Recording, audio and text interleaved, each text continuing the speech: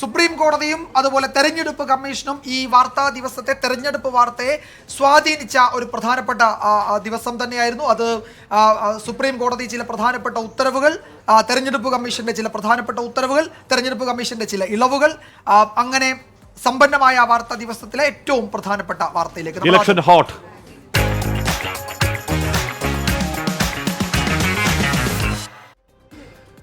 അപ്പോൾ അങ്ങനെയാണ് എന്ന് പറഞ്ഞാൽ തലങ്ങും വിലങ്ങും ആടി ഒരു വശത്ത്, പിന്നെ പേരിനൊരു തലോടൽ ഒരു വശമുണ്ട്. എന്ന് പറഞ്ഞാൽ ഈ പറയുന്ന നമ്മൾ ആദ്യം പറഞ്ഞാണ് ഫാക്ട് ചെക്ക് എന്ന് പറയുന്ന മാധ്യമ സ്ഥാപനങ്ങളെ വാർത്തകളൊക്കെ ഇടാനാണ് എന്ന് മാധ്യമ നിരീക്ഷകരൊക്കെ നിരീക്ഷിച്ച, അല്ലെങ്കിൽ കേന്ദ്ര സർക്കാരിനെതിരെ വരുന്ന വാർത്തകൾക്ക് തടയിടാനുള്ള നീക്കമായി കരുതിയ ആ ഫാക്ട് ചെക്ക് വിജ്ഞാപനത്തിൽ സുപ്രീം കോടതി തടയിട്ടതാണ് ഒന്നാമത്തെ അടി. രണ്ടാമത്തെ അടി നേരത്തെ പറയുന്നത് പോലെ വിജ്ഞാപനം പ്രഖ്യാപിച്ച സാഹചര്യത്തിൽ ഇനിയിപ്പോൾ ഈ പറഞ്ഞ കേന്ദ്ര സർക്കാർ സന്ദേശം പൗരന്മാർക്ക് അയക്കേണ്ട എന്ന് പറയുന്നു ഇലക്ഷൻ കമ്മീഷൻ.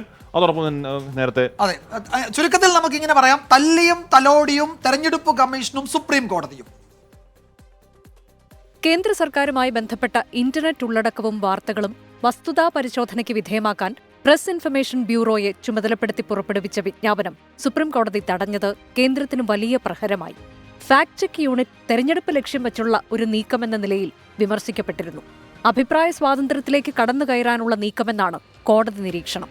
വിജ്ഞാപനം ഇറങ്ങി 48 മണിക്കൂറിനിടെ ചീഫ് ജസ്റ്റിസ് അധ്യക്ഷനായ ബെഞ്ച് അതിലിടപെട്ട് തടഞ്ഞത് അപ്രതീക്ഷിത തിരിച്ചടിയായി മാറി കേന്ദ്രത്തിനും BJPക്കും. കേന്ദ്ര സർക്കാരിന് തെരഞ്ഞെടുപ്പ് കമ്മീഷനിൽ നിന്ന് ഇന്ന് അടികിട്ടി. പ്രധാനമന്ത്രി നരേന്ദ്രമോദിയുടെ വികസിത് ഭാരത് സമ്പർക്ക് സന്ദേശ് എന്ന വാട്സാപ്പ് പ്രചാരണം വിലക്കി.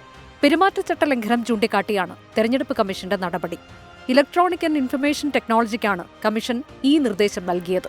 തെരഞ്ഞെടുപ്പ് തീയതി പ്രഖ്യാപിച്ച കഴിഞ്ഞ ശനിയാഴ്ച രാവിലെയാണ് വോട്ടർമാർക്ക് പ്രധാനമന്ത്രി തുറന്ന കത്തയച്ചത്. ഭരണ നേട്ടങ്ങളും നിയമനിർമ്മാണങ്ങളും ചൂണ്ടിക്കാട്ടിയായിരുന്നു കത്ത്. തെരഞ്ഞെടുപ്പ് കമ്മീഷണർമാരുടെ നിയമനം സ്റ്റേ ചെയ്യണമെന്ന ആവശ്യം സുപ്രീംകോടതി തള്ളിയത് കേന്ദ്രത്തിന് ആശ്വാസമായി. നിയമനിർമ്മാണത്തെ എന്തിനെതിർക്കണമെന്ന് ഹർജിക്കാരോട് കോടതി ചോദിച്ചു. നേരത്തെ കോടതി ഇടപെട്ടത് നിയമം നിലവിൽ വരാതിരുന്ന സാഹചര്യത്തിലാണ്. ഇപ്പോൾ അതല്ല അവസ്ഥയെന്ന് കോടതി ചൂണ്ടിക്കാട്ടി. കോൺഗ്രസ് നേതാവ് ജയ ഠാക്കൂർ ഉൾപ്പെടെയുള്ളവരാണ് കോടതിയെ സമീപിച്ചത്. 2 കമ്മീഷണർമാരെ നിയമിച്ച രീതി ചോദ്യം ചെയ്തായിരുന്നു ഹർജി. പ്രധാനമന്ത്രിയുടെ വാട്സാപ്പ് സന്ദേശം വിലക്കിയ തെരഞ്ഞെടുപ്പ് കമ്മീഷൻ തൊഴിലുറപ്പ് കൂലി കൂട്ടാൻ കേന്ദ്രത്തിന് അനുമതി നൽകി. ലോക്സഭാ തെരഞ്ഞെടുപ്പ് തീയതി പ്രഖ്യാപിച്ചതിന് പിന്നാലെയാണ് കേന്ദ്ര നീക്കം. പെരുമാറ്റച്ചട്ടം ബാധകമാക്കരുത് എന്നാവശ്യപ്പെട്ട് ഗ്രാമവികസന മന്ത്രാലയമാണ് കമ്മീഷനെ സമീപിച്ചത്. തൊഴിലുറപ്പ് പദ്ധതിയിൽ ഉൾപ്പെടെ തൊഴിലാളികൾക്ക് ഏപ്രിൽ 1 മുതൽ കൂടിയ കൂലി കിട്ടും. പുതിയ വിജ്ഞാപനം ഉടനിറങ്ങും. വോട്ടർമാരെ സ്വാധീനിക്കാൻ ഉള്ള നീക്കമെന്ന വിമർശനം പ്രതിപക്ഷം ഇതിനോടകം തന്നെ ഉയർത്തിക്കഴിഞ്ഞു. സുപ്രീംകോടതിയുടെ കടുത്ത നിലപാടിന് പിന്നാലെ ഇലക്ടറൽ ബോണ്ട് കേസിൽ SBI സുപ്രീംകോടതിയിൽ മുഴുവൻ വിവരങ്ങളും കൈമാറി. ബോണ്ടുകളുടെ സീരിയൽ നമ്പറുകളും ഇതോടെ കോടതിയിലെത്തി. SBI ആദ്യം നൽകിയ വിവരങ്ങൾ അപൂർണമെന്ന വിമർശനം കോടതി ഉയർത്തിയതോടെയാണ് മുഴുവൻ വിവരങ്ങളും നൽകാൻ സ്റ്റേറ്റ് ബാങ്ക് ഓഫ് ഇന്ത്യ നിർബന്ധിതരായത്. തെരഞ്ഞെടുപ്പ് കാലത്ത് നിർണായക ഇടപെടൽ കോടതിയിൽ നിന്നും തെരഞ്ഞെടുപ്പ് കമ്മീഷനിൽ നിന്നും ഇനിയും പ്രതീക്ഷിക്കാം. Election desk 24.